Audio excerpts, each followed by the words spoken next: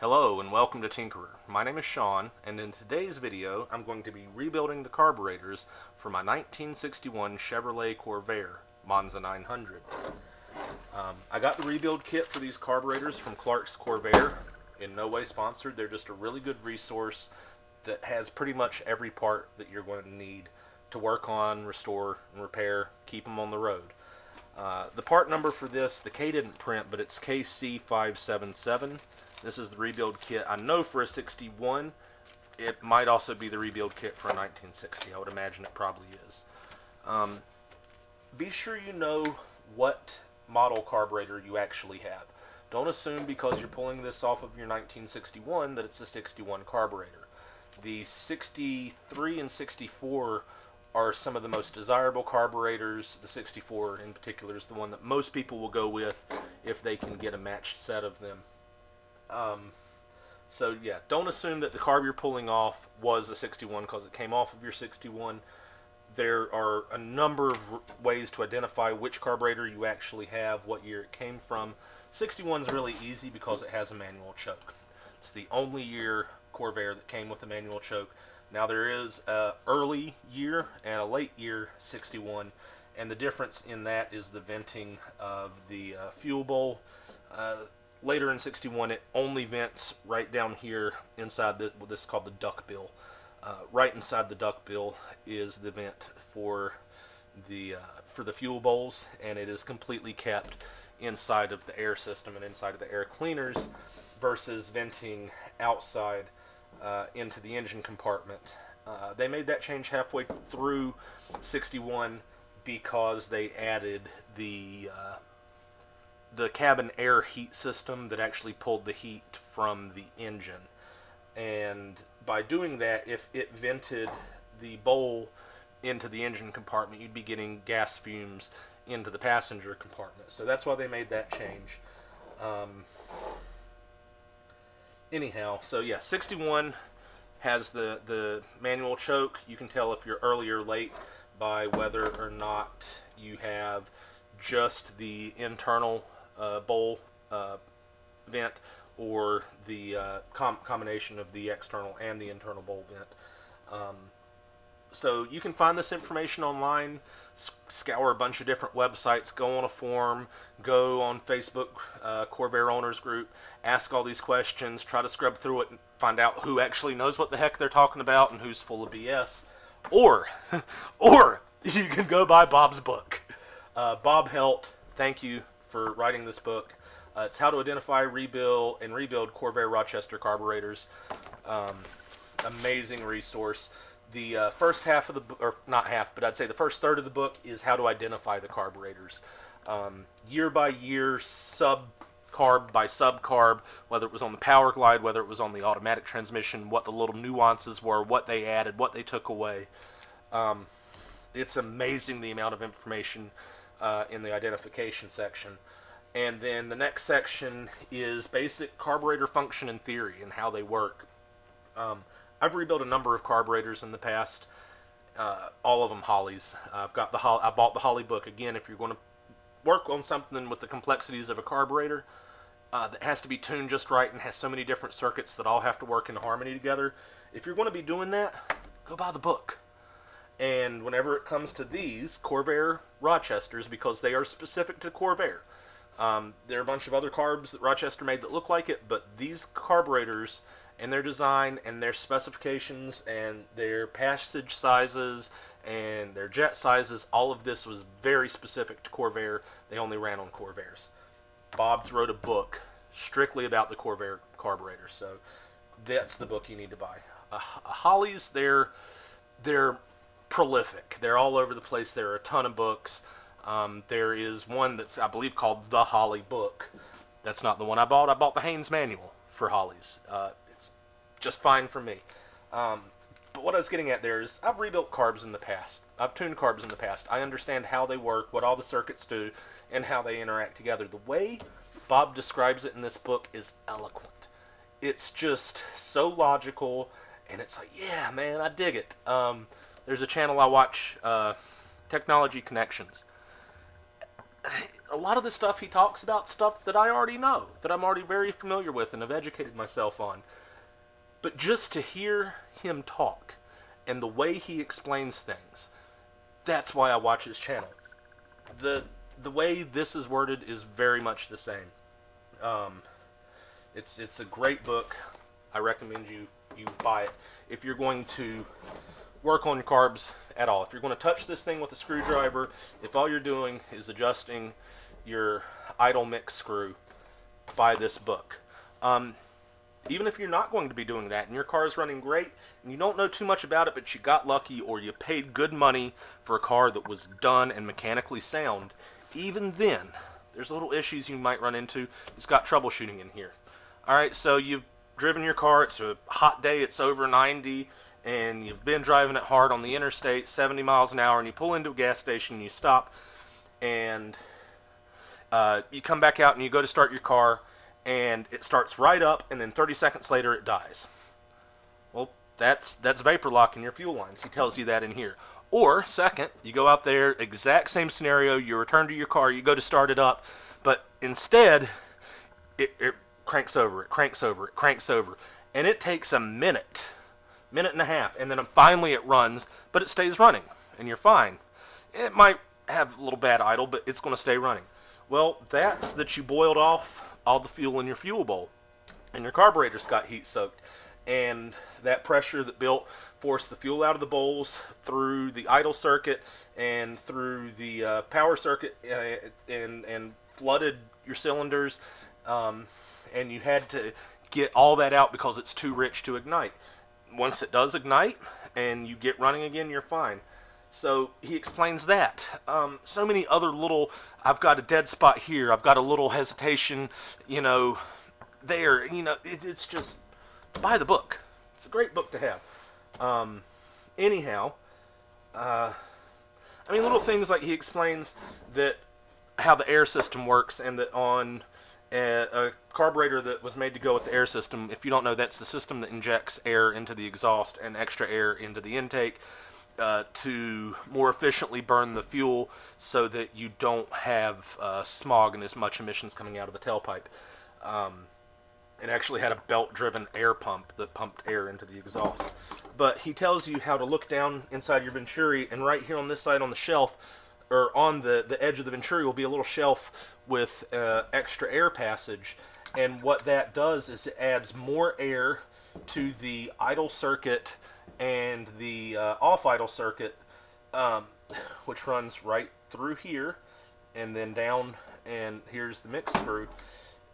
It adds a little more air into that, and he explains that because of that, if you don't have it, the initial set for your idle is all the way in just until you feel it kiss, and then back it out 1.5 turns. If it has the air system, because it's injecting that air, it's a leaner fuel mixture already whenever it gets down here. As such, to get the same fuel-air ratio, you have to back this out even more, which 3 turns is what's recommended. He explains all of that. The fact that... I don't have the bowl off. Wait. Is it down here? Maybe it's right over here. Is the where they drill in and set. It doesn't matter. It's in the book. It's a great book. But I could go on about that. Just yeah, good book. Really enjoyed it. Thanks, Bob. Anyhow, mine are 61s. I've ordered the rebuild kit for the 61. One of the things that got to keep in mind when you order these, and I'm going to be, I don't know yet if it'll work or not. Woo! There goes things all over my table. So this is the needle seat, and this is the needle, or the fuel inlet seat, and this is the needle that closes that. The hole size in this is 0.100, or 100 thou. The hole size in this is 58 thou. Now, Bob recommends that you keep the same inlet size. Hold on, my computer blipped. Are we still recording? We are still recording. he recommends you keep the same inlet size because you might have issues if you have a stronger fuel pump. Some of the aftermarket fuel pumps are putting out more pressure than they should. It should be between like 5 and 6 psi. That's a really low pressure pump. A lot of the like aftermarket mechanical pumps put out like 12, 15 psi, and with this fuel intake valve, it could force this open and flood your bowls, so you might actually have to raise your float a little bit more to put a little more stopping pressure on this. That's why it's best if you can keep your 58 thou. Now the 58 thou in the 60 and 61, I think after that it went up to like 72 thou. Don't quote me on that. Quote Bob on that. Read his book. Anyhow, he says it's best if you can keep the correct seat. So my thought here is, as long as the brass portion of the needle still sits inside the guide of the seat, as good if not better than that, because there's a decent amount of play there.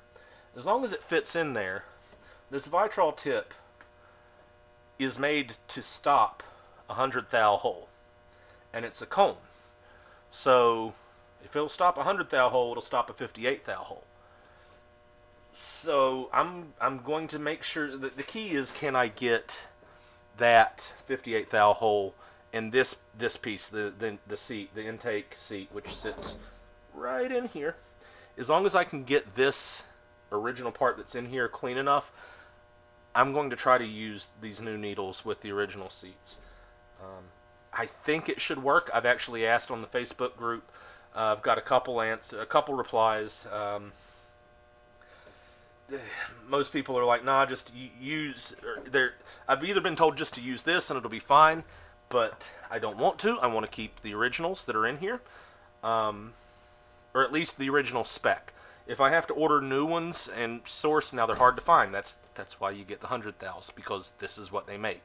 This is what's available. It's hard to find the originals. So if this doesn't work and my bowls flood, I might have to go and try to find a set of the originals. And if that's what I have to do, that's what I'm going to do, because I do want to keep it original.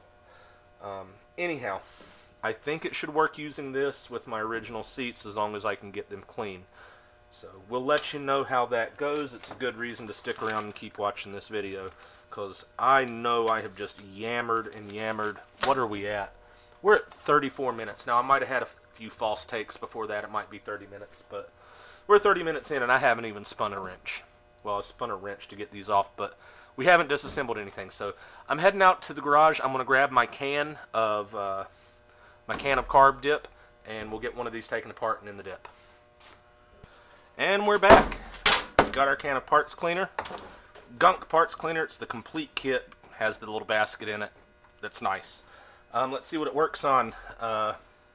Throttle bodies, nuts and bolts, pistones, bearings, and holly carbs. See, that's a holly. So hopefully it'll work on Rochester's also. We'll find out. So, can over there. Move the destructions out of the way. And I should have been ready with screwdrivers.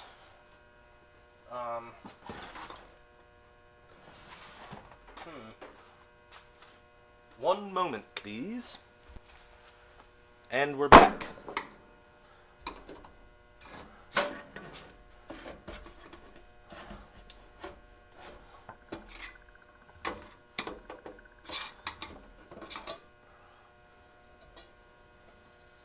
Ooh, nice vintage. 2019 was a good year.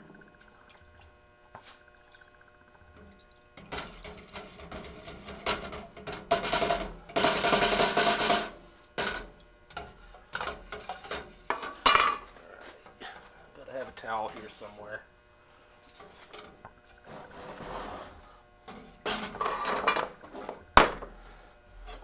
There we go. Keep the fumes in for now. Move this to the back so it's out of my light.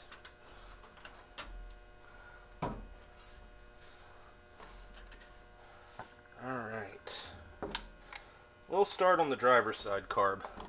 Meant to say, one of the great things about working on your carbs, even if you don't buy the book, and all you have is your rebuild kit and your instruction sheet, you have 2 carbs. So you set one aside, and you don't touch it, and you rebuild the other one first. And if you come to a point that you're not sure where something goes, whether the ball goes in front of the spring or behind the spring, whatever, you've got another one over here you can take apart and find out. So, there's that. Whew. Sorry, those fumes. Let me go turn on the fan. I hope you don't hear it, but I need the fan. That's a pretty loud exhaust fan. You might hear it, but health and safety, you know.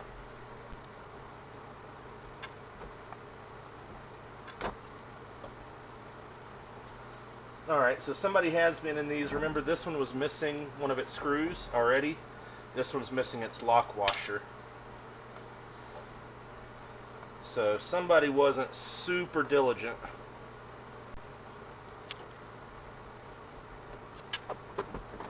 There we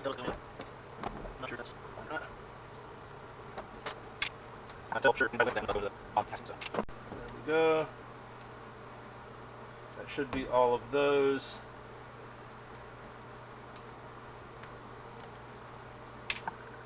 Pop that off.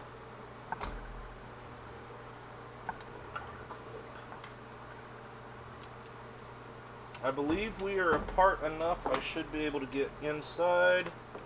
Yep, there we go. Oh, wow.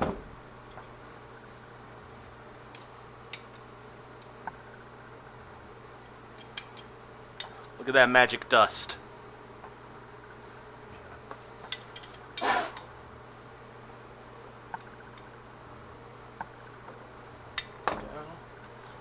What is this piece called again? I can't remember what what this is called. The Venturi cluster. There's our Venturi cluster. They're all spaced evenly. It's like that in the 60 and 61. And 62, I think.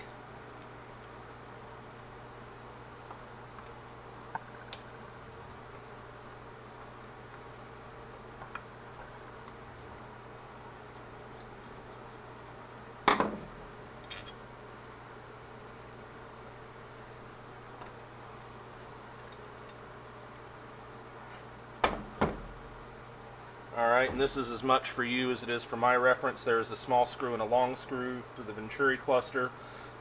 They will go to the same depth. One of them is on a raised pillar, and the other one is recessed.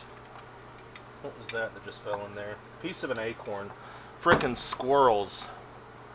I'm assuming squirrels or mice. I don't know. It was a mess.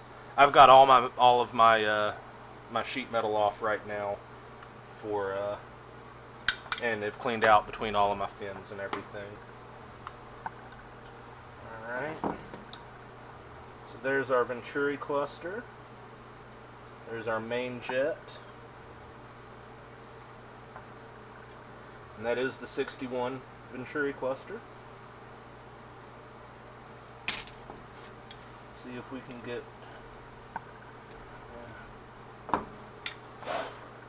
I'll get that later.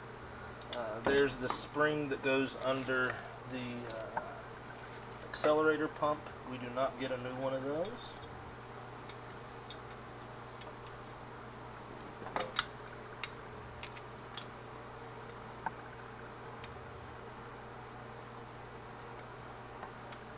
We'll pull out our idle mix screw, or needle. We're going to want to be sure and polish up the tip of this needle. Do we get a new one of those? We do not. And when I say we're not getting it, don't think that I'm disappointed. I don't expect it to be there. So, there's that.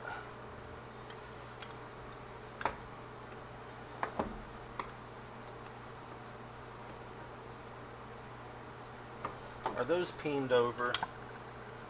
They don't appear to be. So, in a Holly, a lot of times these screws that hold your throttle plate onto the throttle shaft, they peen the heads over on the other side. Keep you from removing them. And that's not going to remove either. They are brass. Those are brass screws there, and I've just rounded them off, so I'm not going to worry with it. Appears to be very little play in that, so I'm not worried about it. I don't know if that's keyed. I don't know if this cam is keyed to the throttle shaft. I'm not going to loosen it because I don't want to lose its setting if it's not keyed to it.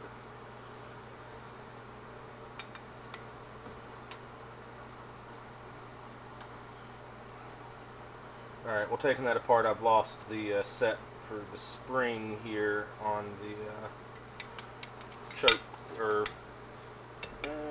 what butterfly is that? Doesn't matter. I've lost the key to that, or where it's keyed in, but I'll fix that later. That's easy enough. Alright.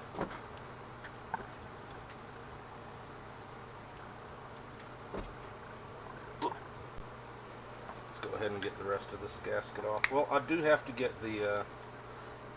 let me go get my drift punch real quick.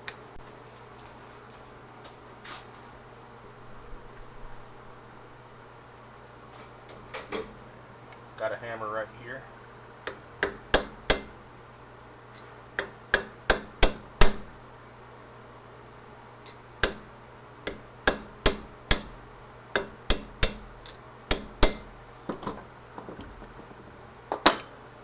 And then we'll use our little hammer to finish pulling that out.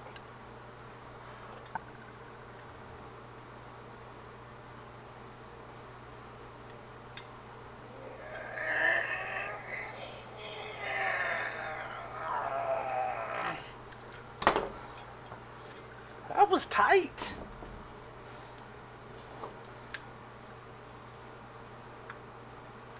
Put that in there. So that's the old needle. It actually doesn't look to be in bad shape at all.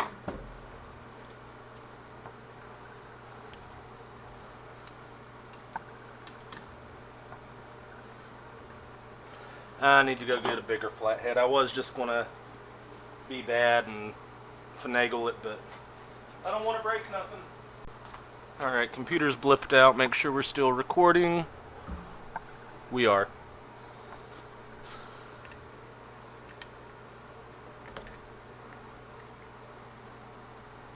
Still not a big enough screwdriver. Sorry, I'll be back again. Alright, well, I did a little work on the angle grinder to this one, and biggerized, or widerized, I guess, the tip.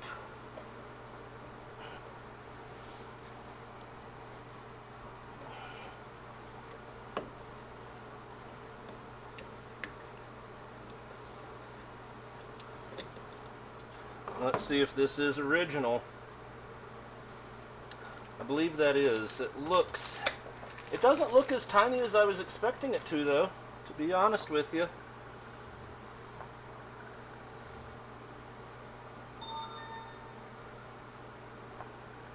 That looks to be... Man, my eyes haven't been calibrated lately. It's definitely smaller, but it doesn't look as small as what I was expecting in here. Let's see, where is that?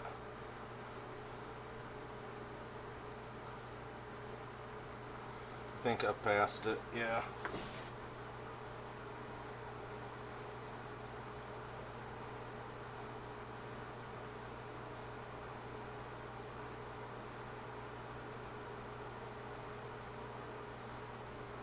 No, I hadn't.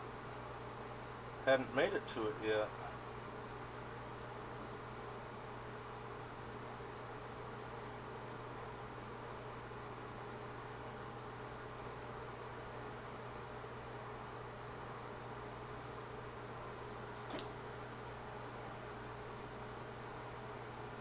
Alright, so in his book, it's on page 67 that he's talking about the seats.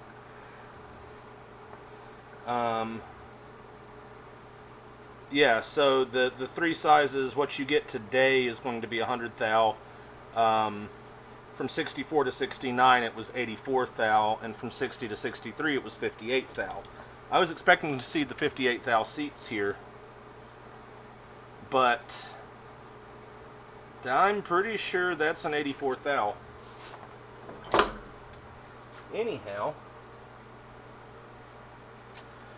so before I do say anything definitively, I will go out. I'll go out tomorrow and buy myself a set of gauges to be able to see what that is, because I don't think I have a set of round poker gauges. I don't know what they're called. I guess it's still a feeler gauge, kind of, but I don't have those, so I will go out tomorrow and pick up a set to know for sure, because I'm beyond curious now. Alright, should be here. I'm pretty sure we get a new one of those, but we'll put it in there anyway. Yeah, that accelerator pump's pretty shot. So, and we get a whole new one, so I'm not even going to bother with that.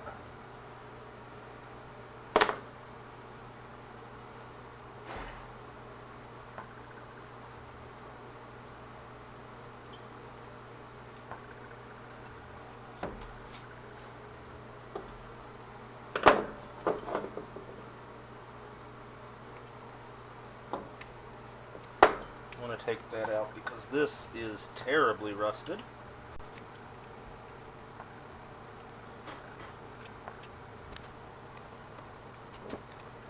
Easy pressure. Easy pressure. There we go.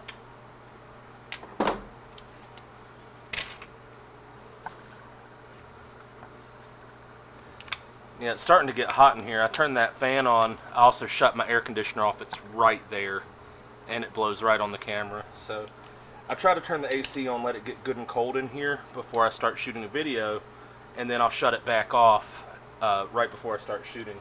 But this has been going on for a while now, so it's starting to get pretty warm. Alright, last thing we'll pull off right here, the fuel inlet. There should be a centerized bronze filter behind here. It said centerized, it's just centered. I don't know why I added eyes to it.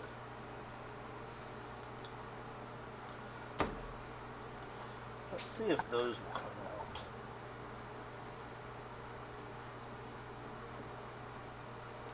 Nope, they still don't want to turn, even on the choke. So guys, do they do something to these that keeps them from coming out the same way that Holley does? Because I mean, I understand why they do it. You don't want hardware coming out and falling down your intake and getting into the engine, especially tiny little brass screws like that that would easily make it past your valve train. So,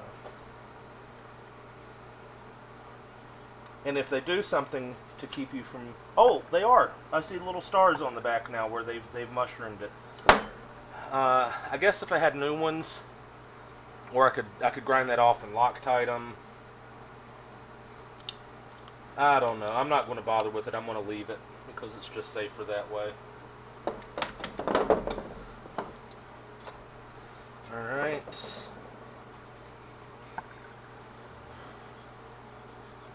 See how these floats look.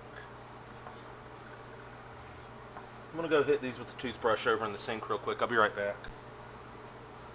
Well, I couldn't find my toothbrush, but there was a little piece of Scotch-Brite over there. So I hit it really lightly with some Scotch-Brite. It actually looks pretty good. I think I've got an old toothbrush in the house. I might have carried it in there already, but we'll take those. Yeah, I can put them in there. Alright, so... Oh! I was working on pulling this apart. Yep.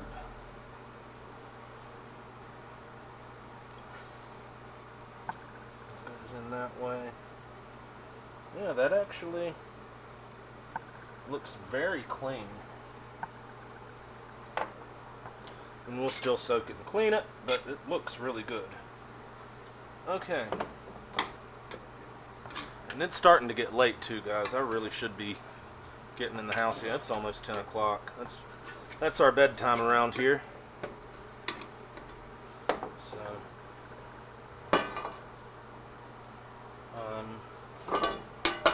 get a little piece of wire over here.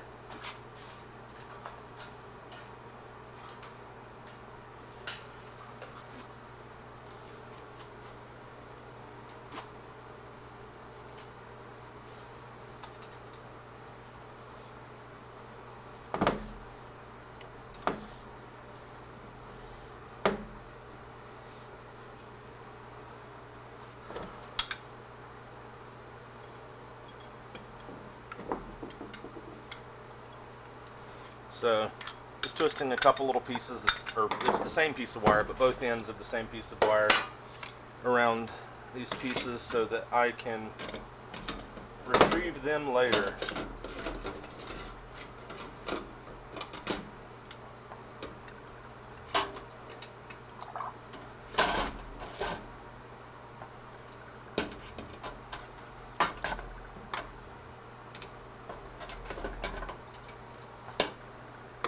And is there enough room? If I take the bail off,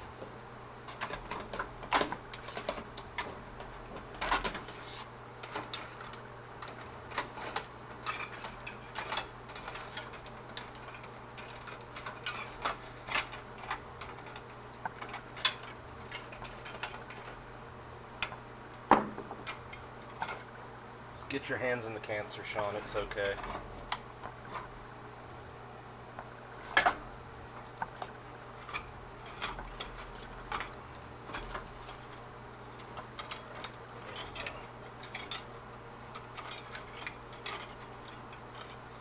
Okay. Damn it, it sat more level a second ago. I should have been happy with what I had.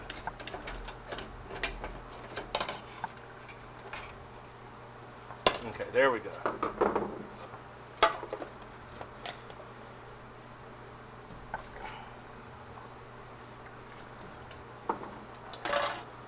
Alright, we're going to let that bake overnight. Come back in the morning, see how she looks. Alright, it is tomorrow, and we're back. We've been soaking overnight. I didn't make it out to go buy a set of round feeler gauges, but I did go get my digital calipers here. We're zeroed out. Our numbers of interest are 100 thou, 84 thou, and 58 thou.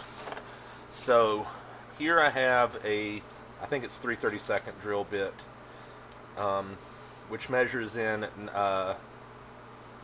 92 thou, almost 93 thousandths. So that 93 thousandths should only go through 100 thou hole, and that's what this is. So this is the brand new seat, and 93 thou goes through it, so we know that that is definitely 100 thou because the next size down is 84. And then here I have a piece of 3D printer filament, and it measures at 74 thou. Well, there it's measuring at 66. She's a little thicker over here. Yeah, 74 on this end. So I'm going to kink the this thinner end so that I can keep up with them. So this end measures at 69 to 70 thou, 74 right there.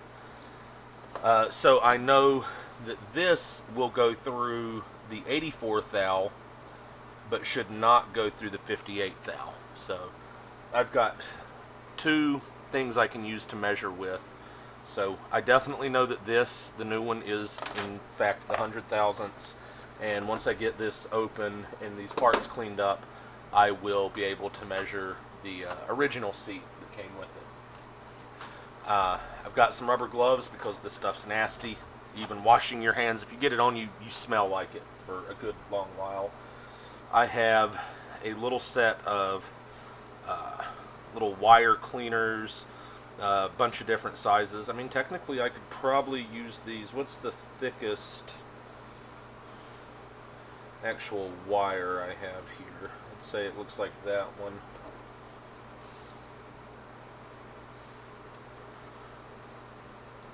51 thou.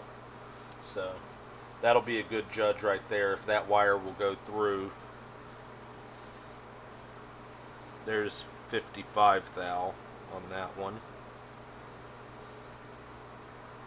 Yeah, 55. So I could use those a little bit as a gauge, but the main thing they're just to push through like your Venturi cluster up through the main circuit and the main jet. Make sure everything's clear. So there's that. I'm going to take these into the garage, into the sink, and get this stuff cleaned up. We'll see you over there. Alright, I'll go ahead and apologize for the quality difference. Kind of in reverse, because I'm sure this is better than what I've been shooting. I didn't realize how horrible the camera is that I've been using so far, but it's what I've got in there, it's what I've got set up, so it's what I'm going to use. Anyhow, I plan on getting a better camera soon. So,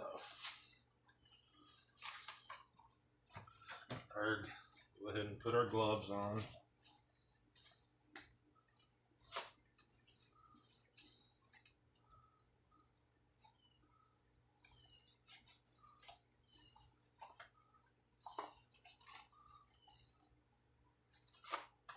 Okay. I didn't bring the screwdriver over to pop this lid, although the lid's not very tight. Yeah, I'm able to get it just using the bell for the parch tray.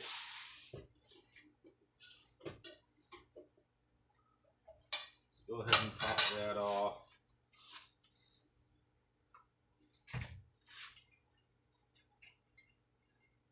Hook this into our parch tray.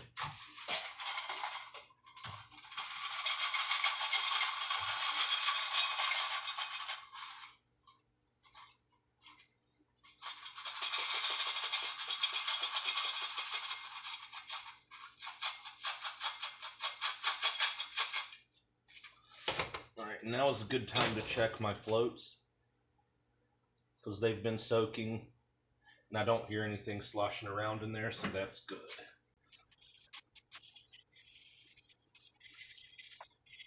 You want to be careful with these as you're handling them to not bend stuff on them, because it wouldn't be that hard to bend them up.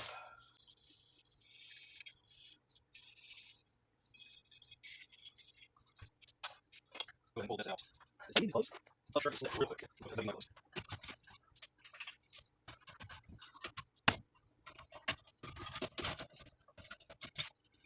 Alright, you. Nice. Put that back on to keep the fumes in. I like to get high, but that's a little much right there. Alright, see if that gasket don't want to come off. I should have removed that gasket. There's a little, I don't remember what the name for it is. It's a aluminum little tube with holes in it that helps. It's to reduce the percolation effect whenever you heat soak the carb. Is down in there, and I should have got that off before I soaked it, but I didn't. So, see if we can get that off now.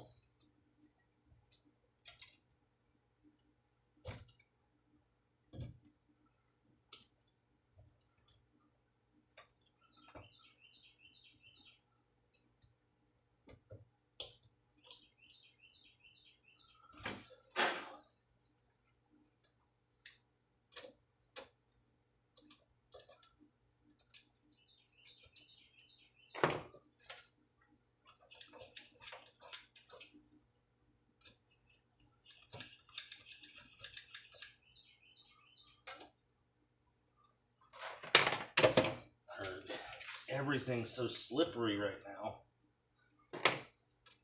So there's that little anti-percolation doodad. It appears to be in good shape.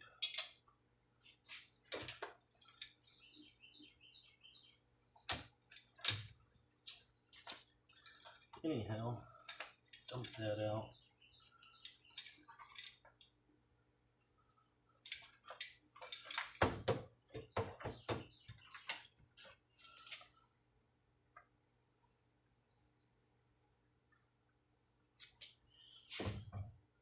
Now this should have came out also.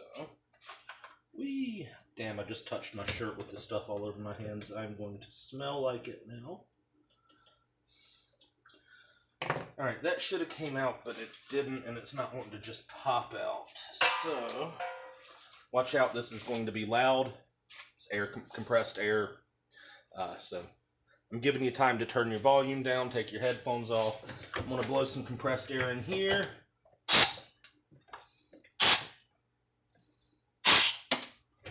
And I just lost the piece I was trying to blow out. It did come out. Fuck with these gloves. And there it is. It's just a plain old brass needle. Alright, I'm going to carry these outside and hit them with some carb cleaner out of a can. So this should have loosened everything up really good. And as far as I can tell, for the most part, it really has. I'm going to go hit all of these passages, be sure they're clear. I should be able to shoot down in here and see it coming out through a little hole right over here. Should see it coming out of this hole right there. That's the idle circuit hole. And then there's a little slot above it, and that's the off idle circuit, and I should see it coming out of both of those. And I'm just generally going to spray everything down to try to blast off anything that's loose. So we'll go outside and do that. Alright, so we're outside now.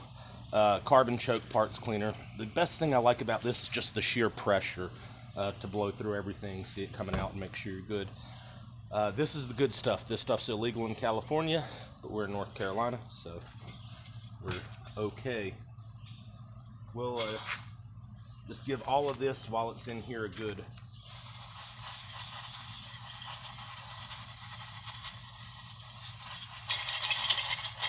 spray and shake and swirl.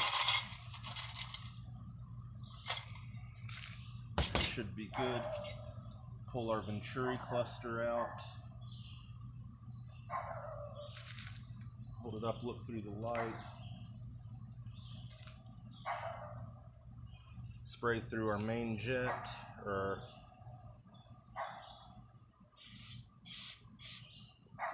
now spraying up through there, I'm pretty sure I should see it coming out my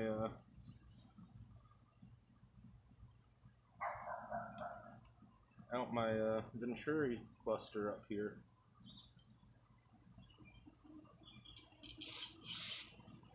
No, I should see it coming out the top, and I do. So we'll go backwards through it also.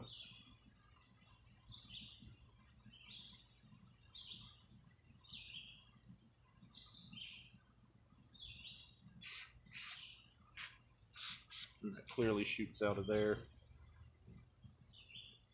We'll go backwards through each one of the little Venturi cluster ports.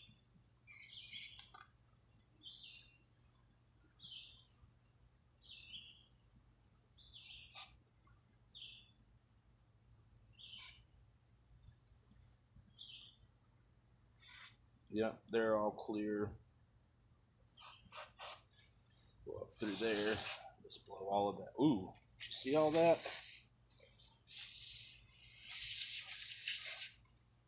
A bunch of nastiness did just fly out of there.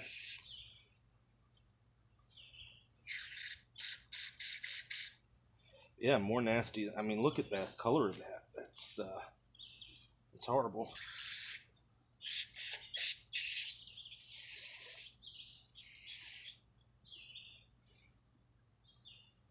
Now I saw light through there. I know that one's good.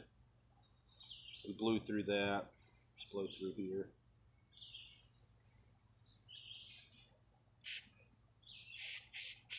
Yep.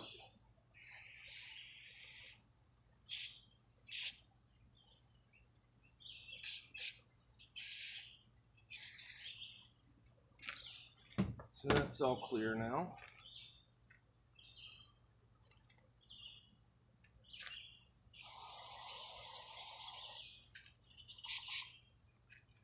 Alright. Now we'll just blow this off in general.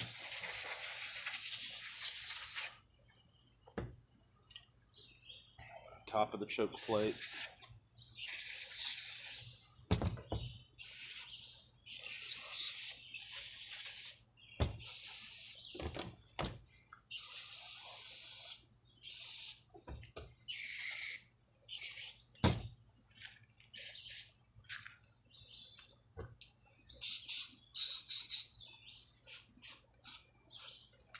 Alright. Feel good about that.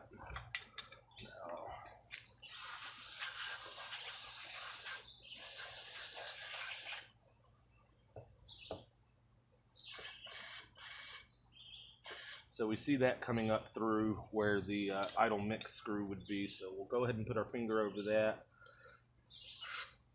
I just saw it shoot out the off idle circuit, so it will spray backwards through the idle circuit now. Woo!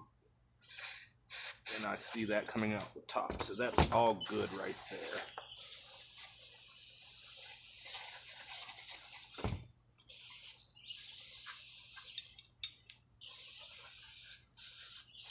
And this can is starting to lose its oomph, which is okay. I've got another can in there for the other carb.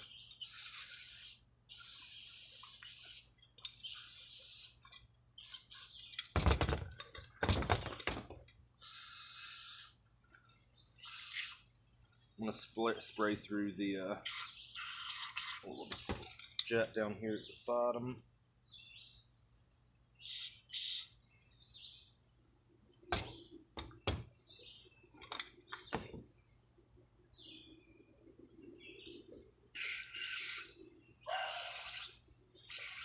So I'm spraying in there and I see it coming out here, so I know we're good there.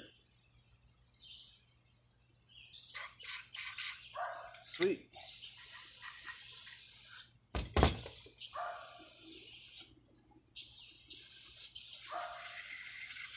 Ah, got it in my eyes.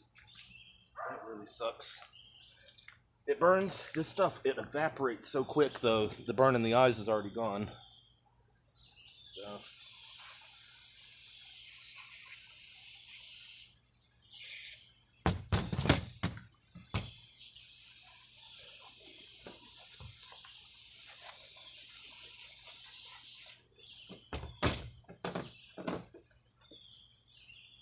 Get this Venturi cluster some more.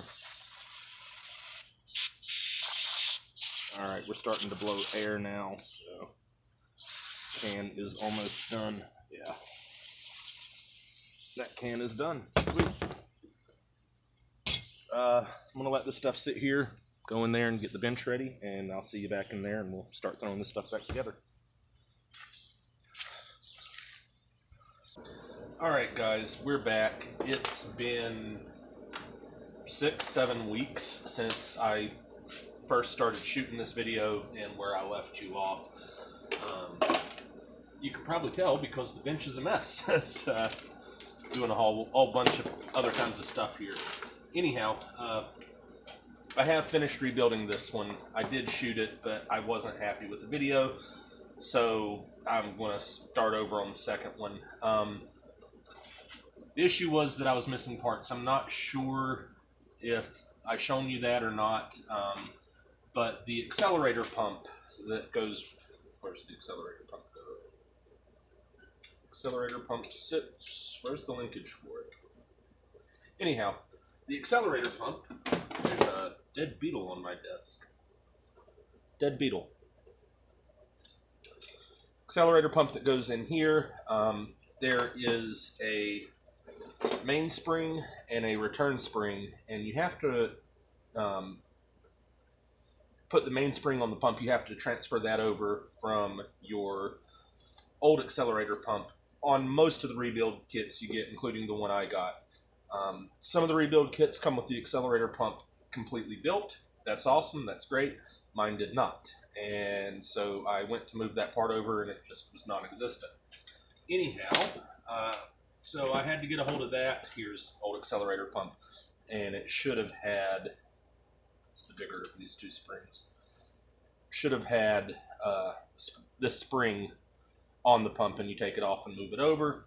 Mine didn't have them. The previous owner or his shade tree mechanic friend failed to do that. So that's where we wound up hitting a roadblock. I did manage to get a hold of the springs. Also, I was missing one of the springs for the fuel filter, and I got one of those. And I was missing a little bit of hardware as well. Some of these screws that go and hold the top plate down, I was missing them. But I've managed to get a hold of all that now. I did get one of them put together, but it was a really rambly video, so I'm going to just shoot the second one and hopefully get this video all put together and post it on YouTube for you fellas and gals. So let's get to it. The internals for this, so this sat in the parts bath, and I've gotten it out and cleaned it up, and the internals are out in the garage right now in the parts bath, so we'll head out there and get them out of the parts bath cleaned up and get back in here to the bench and put this stuff together. Alright, we're back here at the desk. I'm going to pull my wedding ring off because I've got some of that parts cleaner under it and my finger's burning. You can tell I never take it off. Nice groove in the finger right there. So, clean that up, put her back on. Pull our carb over. Grab our book. We've talked about that plenty. Awesome book. Cleaning the carb, assembling the carb. Alright. Stick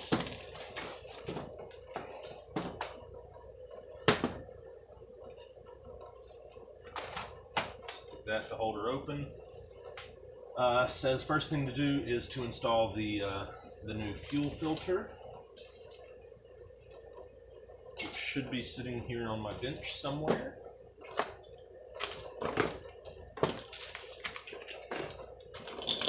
Should be sitting here on my bench somewhere.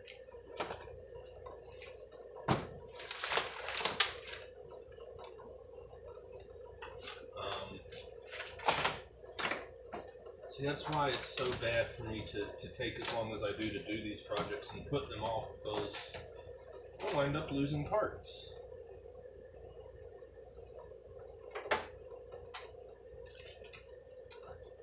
Like my fuel filter.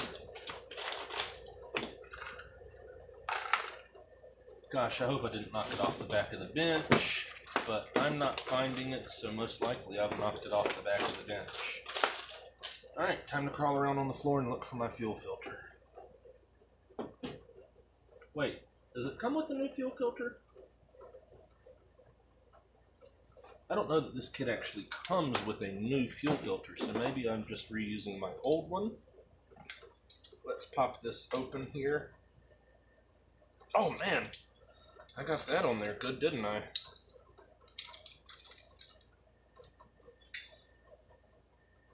Wowzers!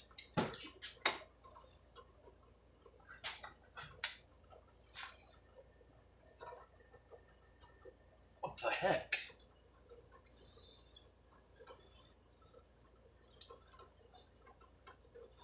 Almost feels like I've Loctited that on, which I know I didn't, but wow. There we go. Man.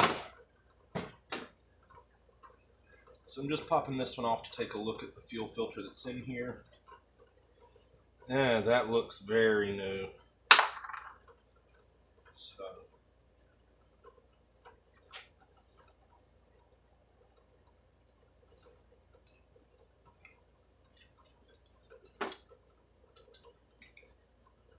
Alright, I'm going to crawl around on the floor a little bit and see if I can find the fuel filter.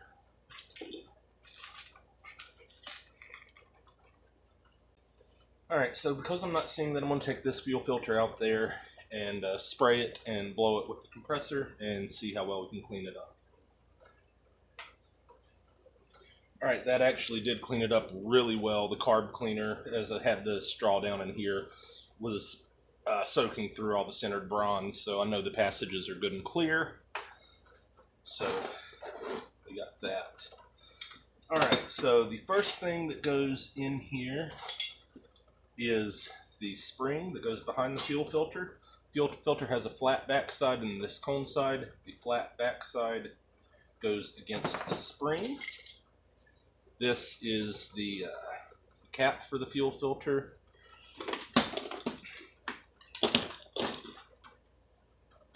Heck is on that.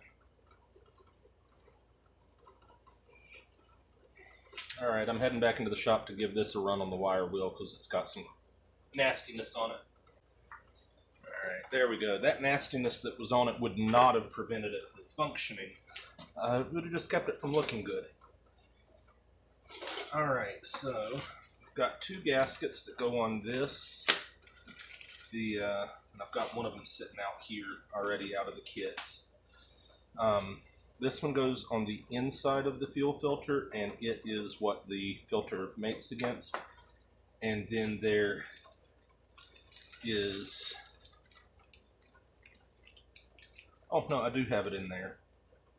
It's just whenever I got that spring, it came with new gaskets. This gasket here goes around the outside. However, where I got those springs from, he sent me a copper gasket, so I'll use that. It's a little more traditional. Alright, so with your spring in the bore, the flat side of the filter against the spring, and the cone side against the keeper.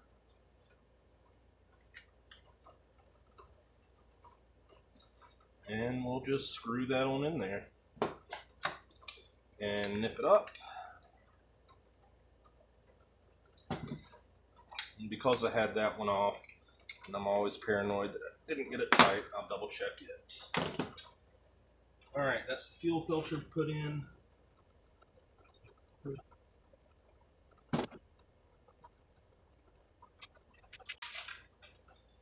Alright, next thing is the fuel inlet needle and seat. Here's the seat. We had talked about the fact that the seat that comes in the new kit is a 100 thou, and the original seat is 53 thou, and the second gen was 83 thou. I know they're not both 53 and 83. Anyhow, 84 thou, 87 thou, I don't remember. Anyhow, I wanted to use the smallest seat I can because it limits the possibility of the bowls flooding, because of the bigger seat you have, the more the fuel pressure can act on the needle and press it off of its seat. So I am going to use these seats that came out that have a smaller clearance, but they look really, really good. I'm going to go hit this with some more carb cleaner and these needle brushes to be sure that it's good and clean, so I'll be right back again. Alright, I'm back, and it already looked fine, looked great, but just hit it again to be extra sure. So this goes right in here.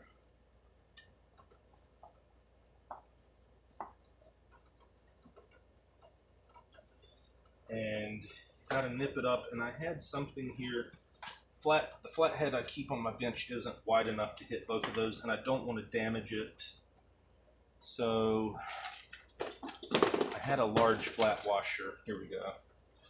It fits in there very nice, engages both sides. Let me get a good amount of torque on it. There we go, got that in. And I will use the new needle.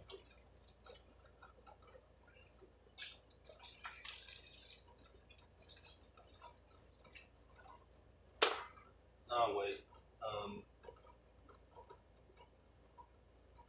I forgot to put my gasket on. I realized it when I looked in here and saw the gaskets. There are two size gaskets here. We'll use the thinner one, otherwise your float levels don't wind up being set correctly.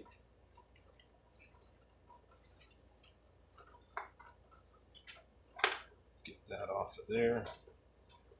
So you can see there are two gaskets here. If it will focus on them, there you go. A thick one and a thin one. So use the thin one, don't use the thick one. Make sure the old gasket isn't on there if you're reusing your seat. And I guess make sure that the old gasket also isn't down inside of the bore, which it's not.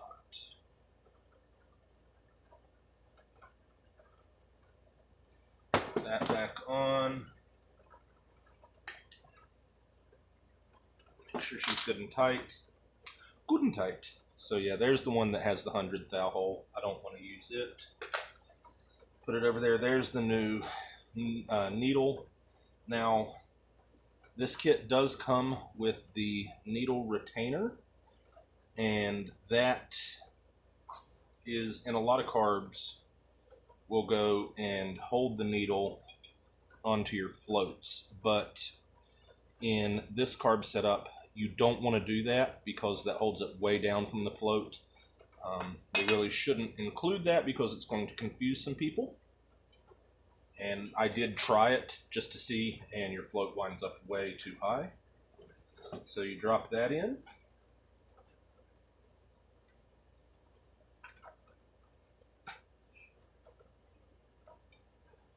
Put our bowl gasket on next. Now, it's telling me here that they're... Hold on, let me restart this one.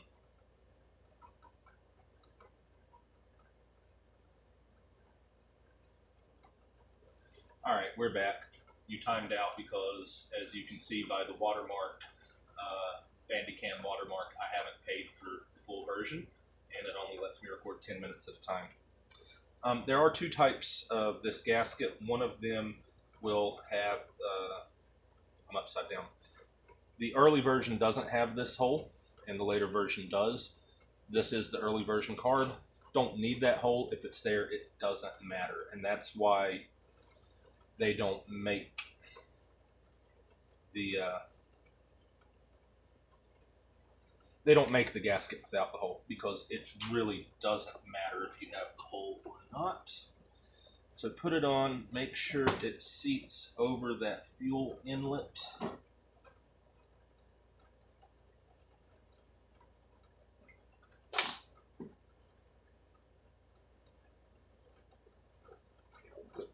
This is a carbide engraver tip right here that I just have lying on my bench. I need to order some diamond imbued sharpening wheels to sharpen these engravers. It's for a new Hermes pantograph engraving machine that I've gotten. It's for some upcoming projects that I'll shoot some videos for. But yeah, you can see right there, there's a nice little chunk missing out of that one. So this is one that I've just been using as for testing, and it's sacrificial because there's no way that I'm going to grind that out. You can also see the where the carbide is brazed to the rest of the tool steel. But yeah, that carbide's chipped all to heck, so we won't be restoring that. All right, we've got our gasket on. Next will be our float. So the float sits right there, and this pin holds the float in.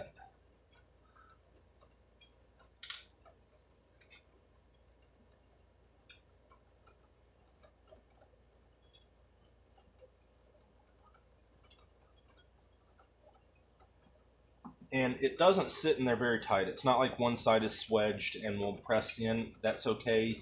You might be worried, oh, that's going to come out. But it sits between these two ledges here once the cover goes on, or the base goes on. This is the cover. And that keeps it retained in there. So you don't really have to worry about that. All right, we put that on. Later models have a spring that provides tension on this. This one does not. Let's be sure that I'm right. Yeah, 64 to 69 has a spring. Mine's a 61, so no spring on there.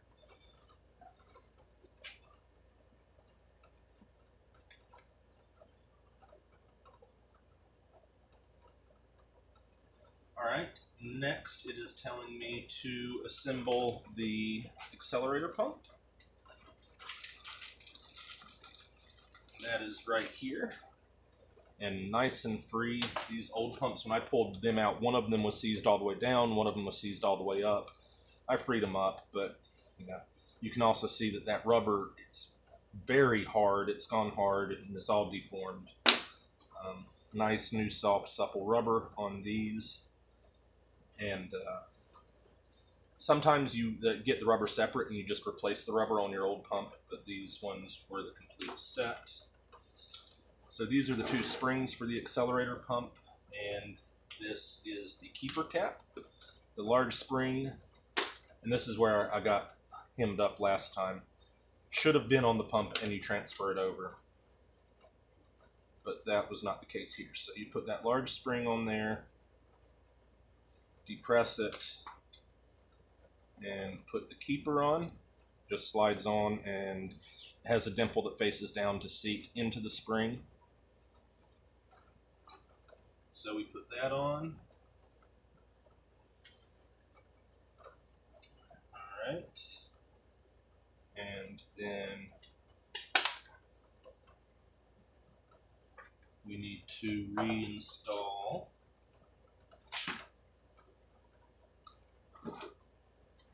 the accelerator pump lever, which goes in there. So accelerator pump lever goes in. You can see that it has a D shaft that will only make one direction with the internal. So we'll slide that in, put the D shaft through.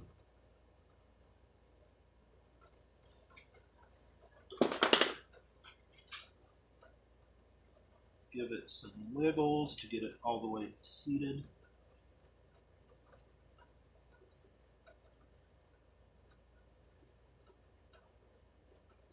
Why don't you want to go?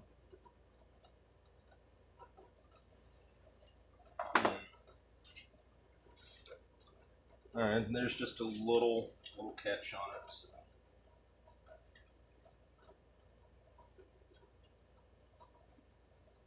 Get back here, spring.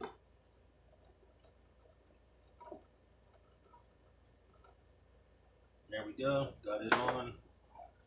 And then it gets a little clip.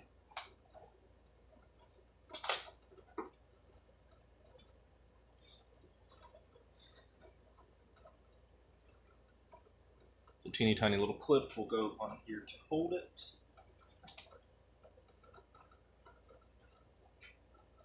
It actually shows a C-clip style retainer in the picture, but I'm 99% sure that that's not what came out of it. So as long as this goes on and feels good and positive, which it does, I will trust that that has held it on there. And then the accelerator pump goes through there.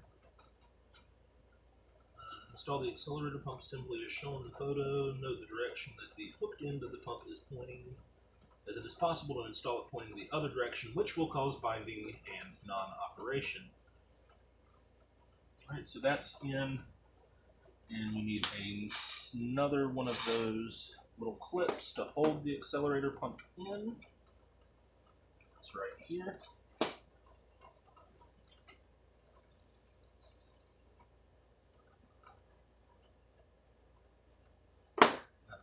good and positive. I feel like there should be a washer on there,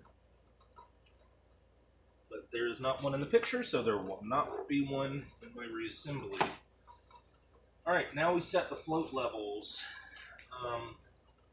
Float levels need to be set with the gasket on because you measure from the top of the gasket. Also, if you don't have the gasket on, you're not going to be able to put the floats on afterwards because once the floats are in, it traps the gasket down. All 60 to 63 carburetors should have their float levels set to the specification of 1 13/64 inches. 13/64 is a 64th under half an inch. So a 64th under 1.5 inches. No, this is a 64th under a quarter. Sorry. So that one's not that accurate. The one I'm using is out in the garage. Let me go grab it. Alright, here we have the ruler I like to use. So this one only goes to 30 seconds. I don't have 64ths on here, but half of a 32nd is a 64th. Be sure that the ruler you're using, if you're going to bottom it out, that 0 is the edge. Not all rulers start with 0 at the edge, which is stupid. Anyhow, this measure is to the top of the float, 1 13/64. So we'll hold that up here, and that should be half of a 32nd under a quarter. And that is to the highest point on the float. And that's actually where it already is. So I don't need to change that. They were set correctly to begin with. So just so you know, 64 to 69 carburetors, it should be set to 1 1/16. Check that both pontoons are at the same height and parallel to each other. Alright. Let's look at the rear. And it is.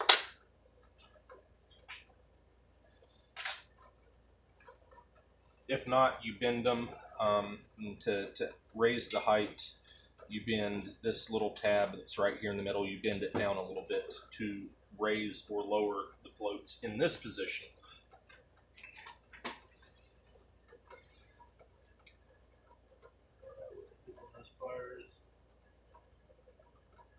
Alright, so float drop. To set it, we hold upside down.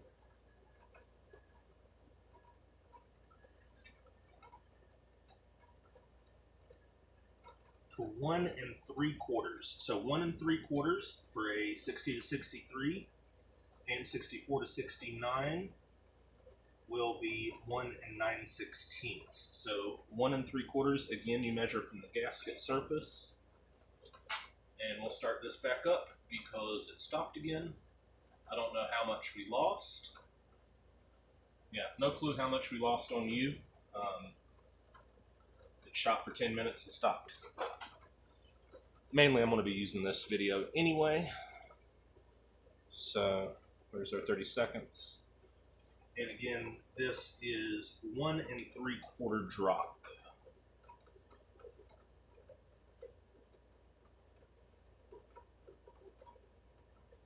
Alright, that's dead on the money on that side. Spin her around. Dead on the money. Sweet. So because I was careful with the floats and didn't bend anything, they're still in spec, which is nice.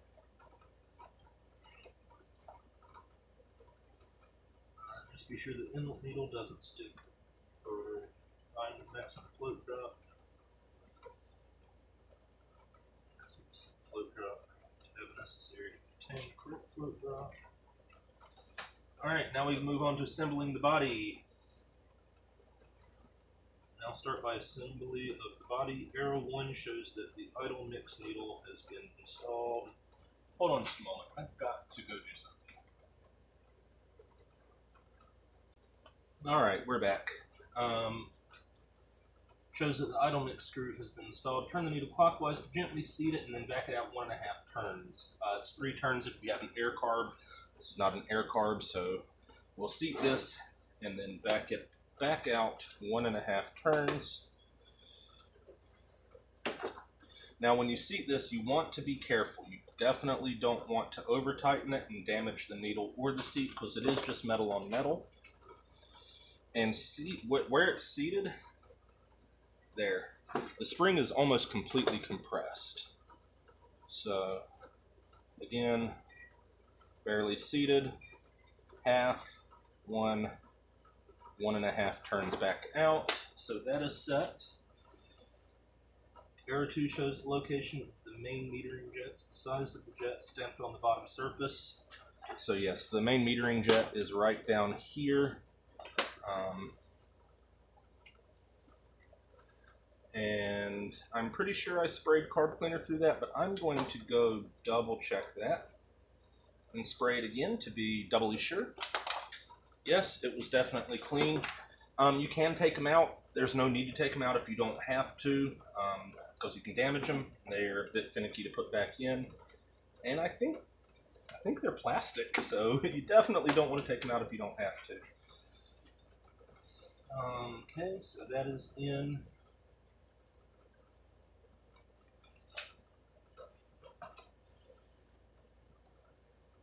All right.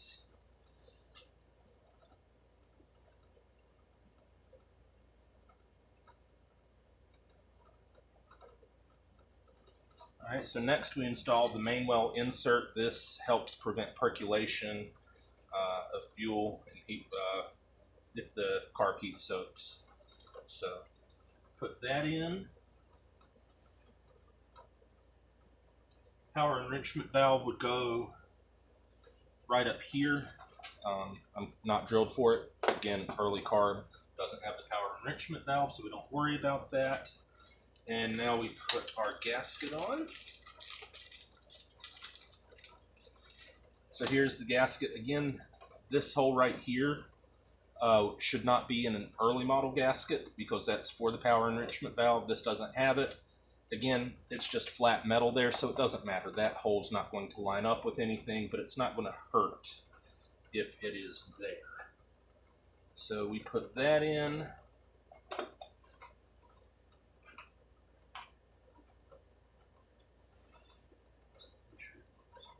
All right, next we install our Venturi cluster. This is your Venturi cluster. It just drops right in there with that gasket in. And then it gets screwed down. There are 2 screws for it.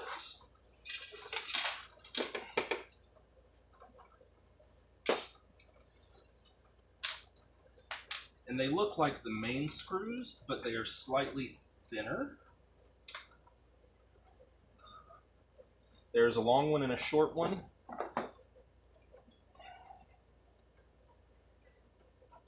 The short one goes through the short hole, the long one goes through the tall hole, and you can see that they stick out the same distance on the bottom there.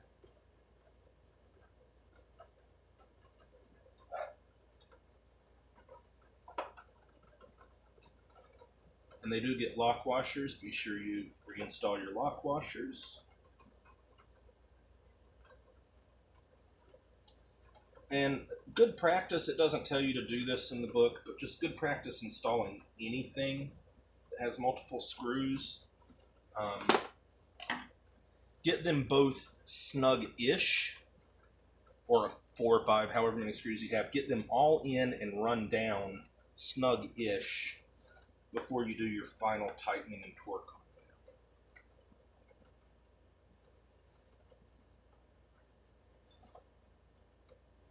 Alright, and you don't want to go too tight on anything on this carburetor because it is aluminum and aluminum strips, and you don't want to do that. So there we've got our Venturi cluster reinstalled.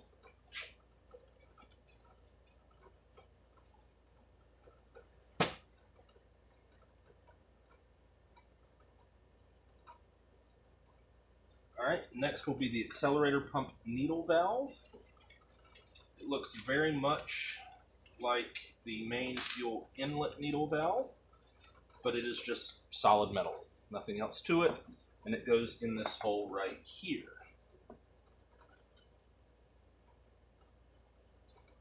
Boom, it's in there. Now you do want to be sure that fuel flowed through this teeny tiny little hole right here. You see the little C cup there. There's a tiny little hole in it that connects through to right here. But I have made sure that was clear. It was. So we've got that. The off idle valve. We do not have an off idle valve. You would see that.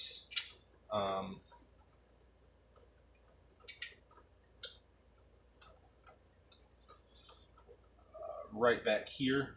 No, right up here. If we had the off idle valve, it would be here, but we don't have it. And then there would be a little shoot. Just dropped that spring. Been chasing that spring the whole time.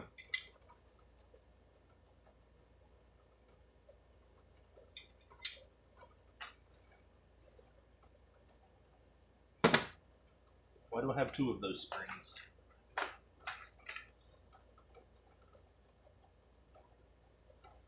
Alright.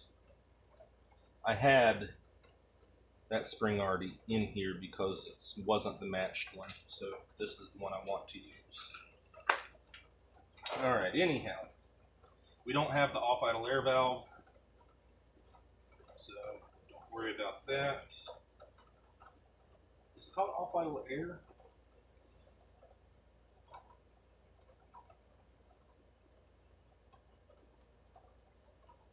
Yeah, off idle air bleed valve. We don't have that.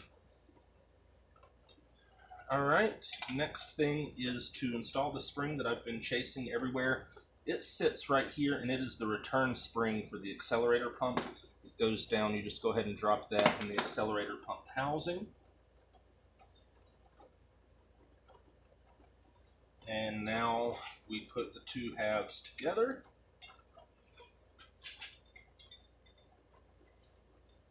Drop that accelerator pump in there. I'm wiggling it around a little bit, and I can see whenever it seats in the top of that spring properly. Alright, so we are in. And now our cover hold down screws. Alright, you've got tall and short screws again. The tall screws go in this section that is raised, and the short screws go in the short section. Pretty self-explanatory. The heads of these look like crap, so I'm going to run and hit them on the angle grinder.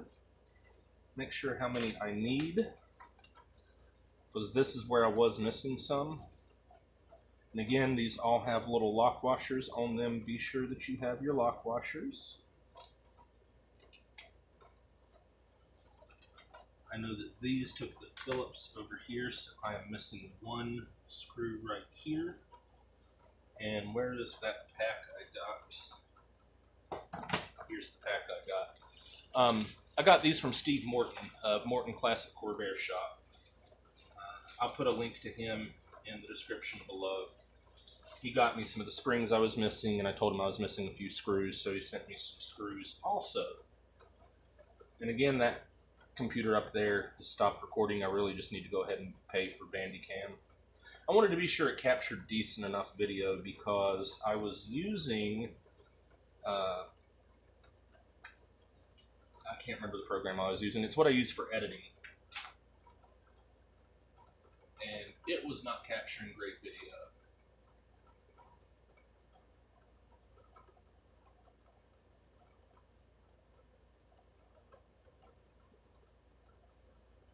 And I don't even have it installed on here, so I can't tell you what it is. But it wasn't capturing great video, so I downloaded Bandicam to see how it does. But yeah, we're going to go out there and hit these on the belt, or on the wire wheel, and I'll be right back. Alright, we're back. I didn't do an amazing job on those. I just wanted to get some of the little surface rust off of it. And I was just talking about Steve Morton, that he sent me some of the springs and screws I was missing. He's also the one that sent me, though I wasn't asking for them, he sent me the copper washers and a set of washers, because some of the springs I needed from him were the fuel filter springs. So he knew that I would probably also need the gaskets. So he sent me a set of gaskets. Thanks, Steve. So, alright, now we get to install our cover hold down screws. They might be a little bit tricky to get started simply because you're going through the gasket.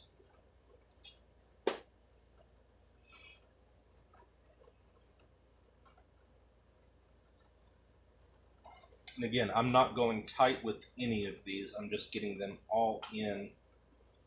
Because if you get tight over here and you have this just a little bit crooked, these ones over here are going to be a pain to get started and potentially cross thread something. So that's why it's a good idea, especially when you have a large number of screws going into something or bolts. You want to get them all started and run down loosely before you get anything tight.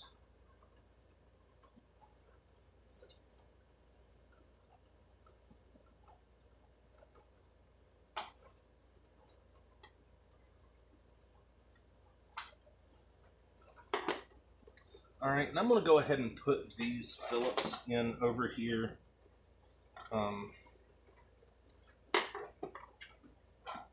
That one does bolt down and that one bolts down. This one is only threaded into the top case, and that's part of the hardware that holds the accelerator linkages on.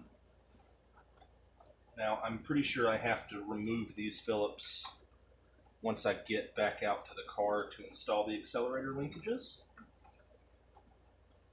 But we'll go ahead and put them on for now.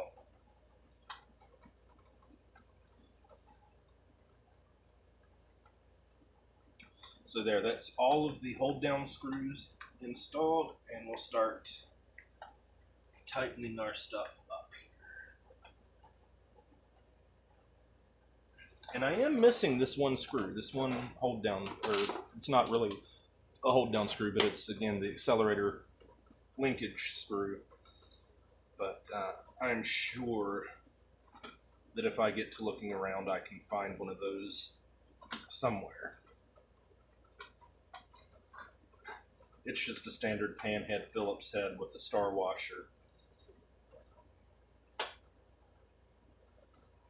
So it won't be as obvious if it's mismatched where these flathead cylinder top machine screws that are the main hold downs. It would be obvious if I substituted something in. It would be fine if I substituted something in, but aesthetically I wouldn't be happy. Alright, the next section in the book is about the choke linkages. Oh, and that's what I probably forgot to make sure. I'm probably about to have to undo this. Nope, I got lucky there and got this all on correctly. The next section is about the choke linkages. Now this is a 61, so it's manual choke, and I don't have to worry about all that and the vacuum choke stuff. Again, I haven't adjusted anything. Now you see whenever the choke is engaged, this cam pushes this arm, which pushes on the main accelerator rod or mechanism that just barely opens the bottom butterfly here. So all of that is functioning as it should. You can see. Anyhow, it's all set right already, so I'm not going to mess with that. I can tune these on the car if I need. What I did forget is this little spring right here that holds the little bit of tension on this choke or lever. So the bottom side of the spring sits on this post, and the top side has this hook on it that should sit back here. And I forgot to set that before I put it all back together. Luckily, it will just fit under there. Spring away from me. Will just fit under there.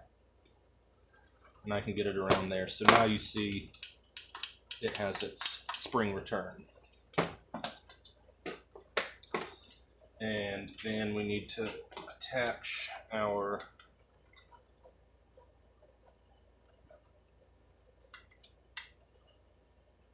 Alright, that's our accelerator pump, and it does not feel like it's supposed to, so something's screwy there.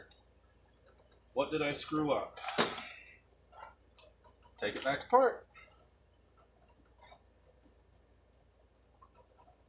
Yeah, I got something wrong with the accelerator pump, because that is not correct. It should be sitting up here. Actually, it should be sitting down here, like that one. But it's not, so...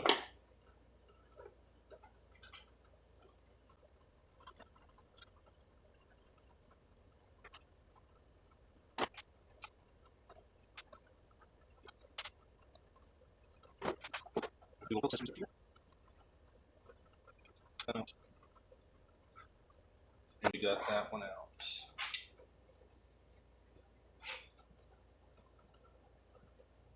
Alright, so apparently my issue here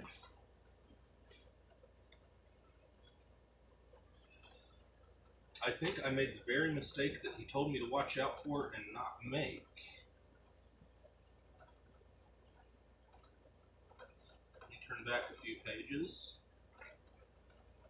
Alright, float install, accelerator pump install.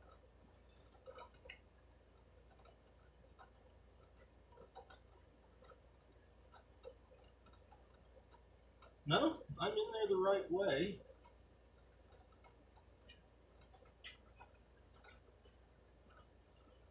I'm in there the right way. I think the issue is a little bit, you can see right there, there's a little bit of overhang on that gasket. So, we will take our utility knife, and it had already pretty much cut through that by me trying to force it, but we'll do just a little bit more clearancing, and I just knocked that pin off, so there went my accelerator pump. Alright, clearance that gasket, put our accelerator pump back on.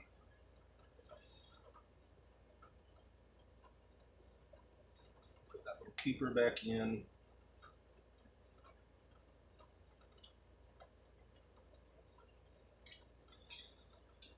Alright, try this one more again.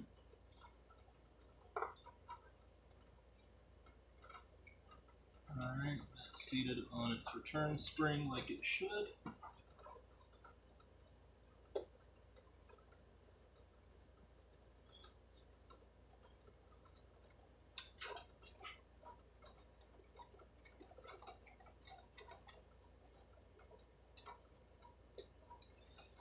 That's not wanting to return as well as I'd like it to. And I almost made a boo-boo. I'm glad I took that back off. Because that little keeper that I knocked off was still sitting inside of there. I just grabbed another one that happened to be lying here on the bench. Used a little bit of salivary lubrication on that accelerator pump rubber.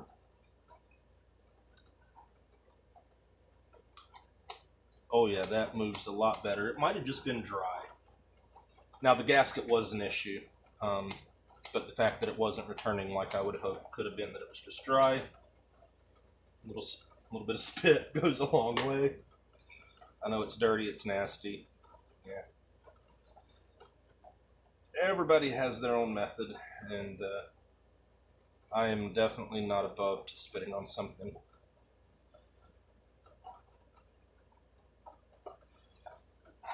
And I'm having alignment issues now with my gasket. Oh, there we go.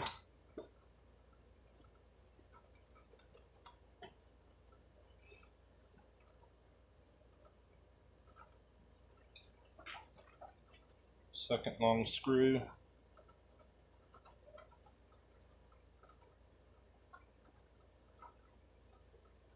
That's one of my Phillips.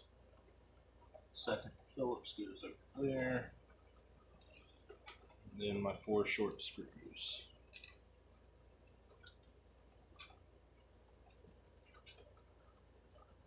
Again, making sure that you have all of your lock washers on there.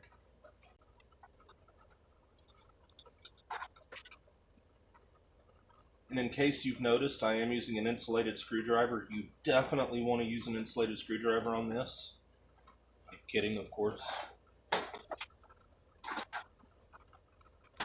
Okay. Alright, that's where we get started, so I'll go ahead and sit it down and then swirl around. So then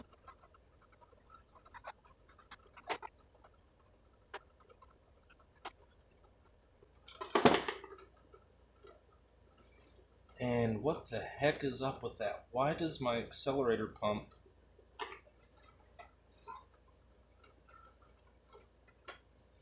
I think that little tang in there might be bent. So let's unbend it.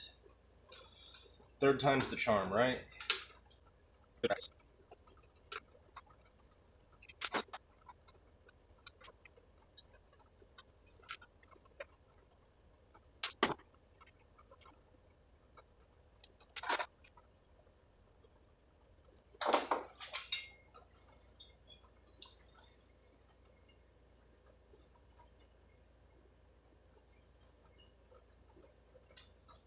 Do I have that around backwards? I think that is where I've screwed up.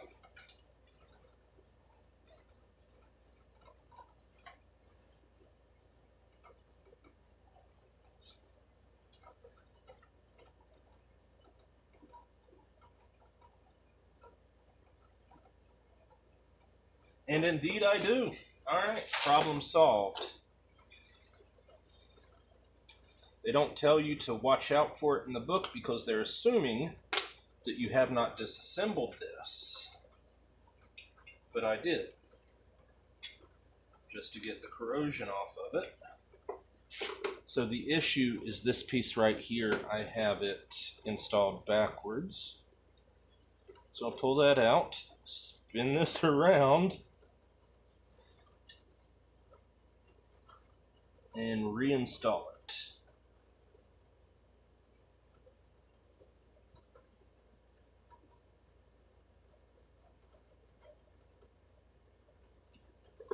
There's that. Oh wow, that sits in there like it's supposed to now. That's amazing. I think I have one more brand new clip sitting here somewhere. Yep, there it is. I was reusing the old ones, not realizing that they gave me new ones. So, again, I rebuilt that one 6 weeks ago. Alright, so that should take care of that issue. And we'll reinstall this for the hopefully last time. Wiggle that to get it seated where it should be.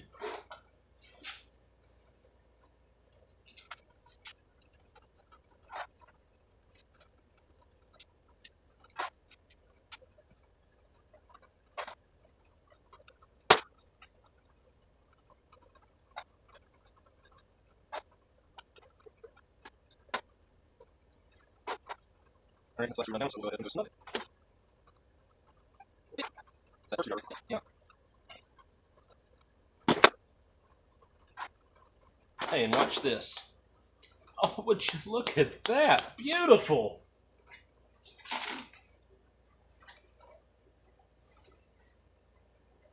Alright, get back to where we were. Alright, well that's it. The last thing is to hook up our accelerator pump. And it uses these little clips that they're interesting how they work.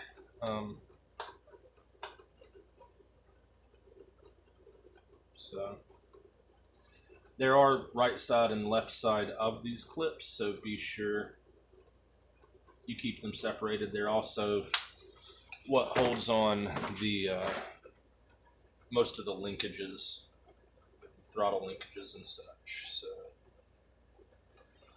line that up with the hole. Stick stick your rod through, and you can actually, that's marked 2R, and then snaps on. Alright guys, that's it.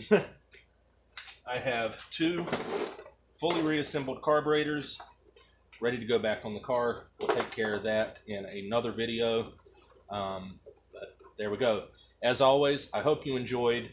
Don't forget to subscribe, and if you have any questions, comments, concerns, or suggestions, you can leave them in the comments below or drop me a line at tinkererchannel@gmail.com. Thank you for watching. Have a great day.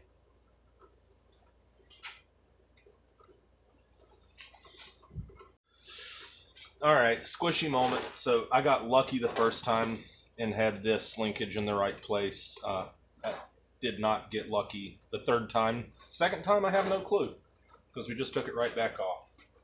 But I guess today the 4th time is the charm.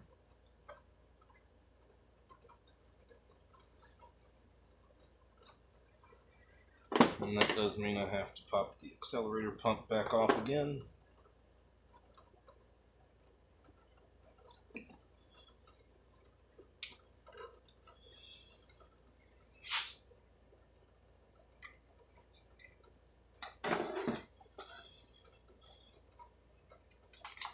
Alright, there's that.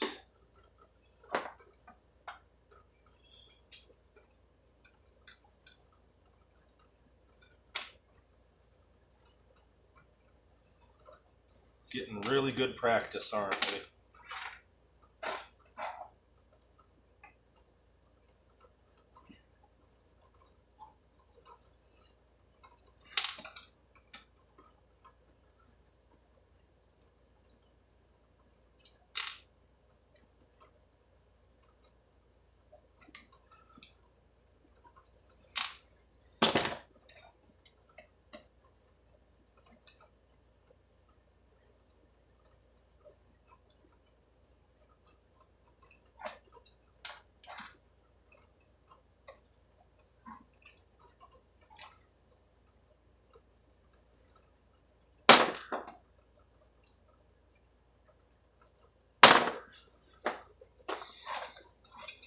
Alright, flip that to this side. My spring is still where it belongs.